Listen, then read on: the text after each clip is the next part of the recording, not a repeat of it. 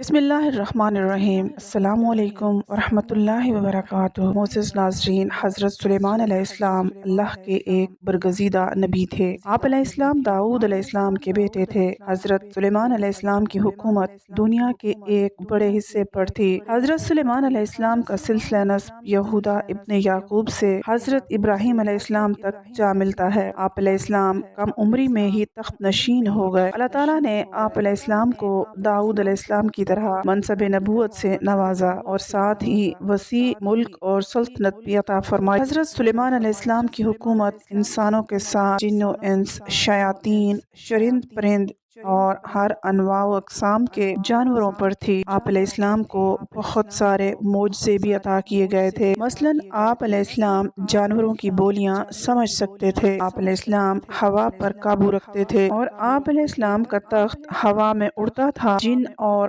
شیاطین آپ علیہ السلام کے خادم اور غلام تھے جو حکومتی امور میں آپ علیہ السلام کی اطاعت کرتے تھے۔ مسجد اقصی کی تعمیر میں انہی جنوں نے دور دور سے پتھر اور سمندر سے موتی نکال کر لائے تھے جس سے بیت المقدس کی تعمیر ہوئی۔ اس کے علاوہ آپ علیہ السلام جنوں سے بہت سارے کام لیا کرتے تھے۔ اللہ تعالیٰ نے قرآن پاک میں ارشاد فرمایا ہے کہ اور ہم نے سلیمان کی آزمائش کی اور ان کے تخت پر ایک جسم ڈال دیا، پھر انہوں نے رجوع کیا۔ اس آیت میں اللہ تعالیٰ نے حضرت سلیمان علیہ السلام پر آنے والی ایک آزمائش کا ذکر کیا ہے۔ علماء و مفسرین نے اس آیت کی مختلف تفسیر اور وضاحت کی ہے۔ ایک آراء کے مطابق حضرت سلیمان علیہ السلام کی ایک غفلت کے نتیجے میں آپ علیہ السلام کے تخت پر اللہ تعالیٰ نے شیاطین کو مسلط کر دیا تھا اور کچھ عرصے کے لیے آپ علیہ السلام سے حکومت چھین لی گئی۔ واقعہ یوں ہے کہ ایک دفعہ حضرت سلیمان علیہ السلام نے کسی جزیرے میں واقع ایک شہر سیدون پر حملہ کر دیا کیونکہ وہاں کے بادشاہ کے فتنوں کے متعلق آپ علیہ السلام کو خبر پہنچی تھی۔ اس جنگ میں حضرت سلیمان علیہ السلام کے لشکر کو فتح نصیب ہوئی اور اس بادشاہ کو قتل کر دیا گیا۔ مال غنیمت کے طور پر اس بادشاہ کی بیٹی بھی حضرت سلیمان علیہ السلام کے سامنے پیش کی گئی جو مسلمان ہو گئی، لہٰذا آپ علیہ السلام نے اس سے نکاح کر لیا۔ نکاح کے کئی عرصوں بعد بھی وہ اپنے باپ کو نہ بھلا سکی اور وہ اس کی یاد میں بہت غمگین رہا کرتی تھی۔ حضرت سلیمان علیہ السلام کے حکم سے جنات نے اس کے باپ کی شکل کا ایک بت بنا دیا، لہٰذا وہ اسے دیکھ کر اپنا دل مطمئن کر لیا کرتی تھی۔ کچھ ہی دن گزرے کہ اس کی کنیزوں اور قوم کی عورتوں نے اس بت کی پوجا شروع کر دی اور حضرت سلیمان علیہ السلام کے محل میں ہی خفیہ طور پر بت پرستی کا آغاز ہو گیا جو 40 دن تک جاری رہا۔ آخر حضرت سلیمان علیہ السلام کے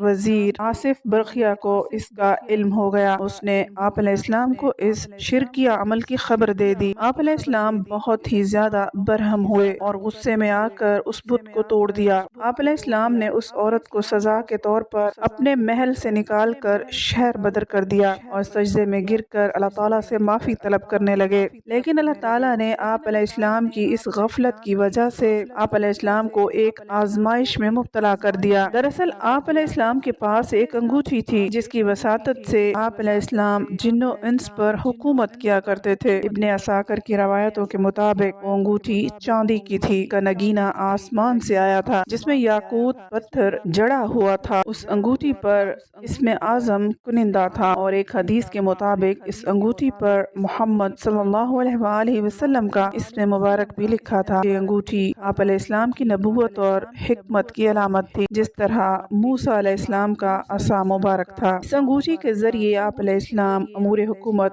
بہت ہی اچھے سے چلاتے تھے۔ اسے آپ علیہ السلام کبھی خود سے الگ نہیں کرتے تھے۔ جب آپ علیہ السلام قضائے حاجت کے لیے جاتے یا اپنی بیویوں کے پاس جاتے تبھی اس انگوٹھی کو اتارتے اور اسے اپنی سب سے بھروسے مند کنیز امینہ کے سپرد کر دیتے تھے۔ ایک دن جب آپ علیہ السلام قضائے حاجت کے لیے جا رہے تھے تو اس انگوٹھی کو امینہ کے حوالے کیا۔ کچھ دیر بعد ایک شیطان جس کا نام سخر تھا آپ کی شکل میں امینہ کے پاس آیا اور وہ انگوٹھی لے لی۔ انگوٹھی کا اس کے ہاتھ میں آنا تھا کہ حضرت سلیمان علیہ السلام کی ساری طاقت، قوت اور اقتدار اس شیطان کے قبضے میں آ گئی۔ حضرت سلیمان علیہ السلام کو اب کوئی نہ پہچانتا تھا۔ جب آپ لوگوں کو یہ کہتے کہ میں ہی سلیمان بن داؤد ہوں تو لوگ یقین نہ کرتے اور آپ علیہ السلام کا مذاق اڑاتے تھے، لہٰذا آپ علیہ السلام سمجھ گئے کہ یہ اللہ کی طرف سے آزمائش ہے۔ آپ علیہ السلام تخت و تاج چھوڑ کر شہر سے باہر نکل گئے اور روزگار کی تلاش کرنے لگے۔ آپ علیہ السلام نے ایک ماہی گیر کے یہاں نوکری کر لی۔ آپ علیہ السلام روز اس کے لیے سمندر سے مچھلیاں پکڑ کر لایا کرتے تھے، جس کے بدلے میں وہ آپ علیہ السلام کو 2 مچھلیاں دیا کرتا۔ یہ سلسلہ 40 دن تک رہا، اتنی ہی مدت جتنے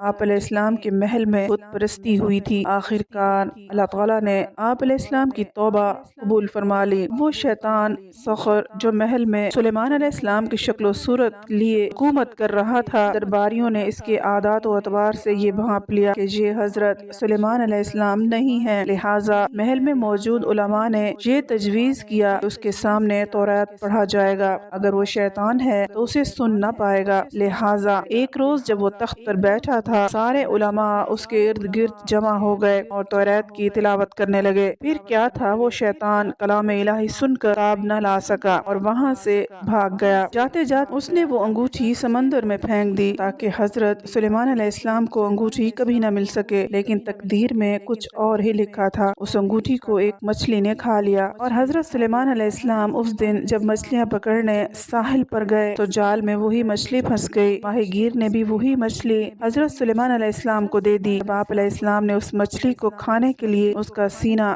چاک کیا تو وہ انگوٹھی نکلی۔ پھر کیا تھا، اسے پہنتے ہی سارے جن و انس اور مخلوق آپ علیہ السلام کی خدمت میں حاضر ہو گئے اور اطاعت پر آمادہ ہو گئے۔ آپ علیہ السلام نے بارگاہ خداوندی میں شکر بجا لایا اور پھر سے حکومت سنبھال لی۔ اس موقع پر آپ علیہ السلام نے وہ مشہور دعا کی تھی جس کا قرآن پاک میں ذکر کیا گیا ہے کہ اے میرے پروردگار، میری مغفرت فرما اور مجھے ایسی بادشاہت عطا کر جو میرے بعد کسی کو بھی میسر نہ ہو۔ یہ رائے حضرت ابن عباس، سعید بن جبیر اور قتادہ کی ہے اور ان سے تمام روایات امام ابن کثیر نے اپنی تفسیر میں جمع کی ہیں۔ امید ہے آج کی ویڈیو آپ کو پسند آئی ہوگی۔ مزید ویڈیوز کے لیے چینل کو سبسکرائب کر لیجئے۔ اگلی ویڈیو تک اجازت دیجیے۔ اللہ حافظ۔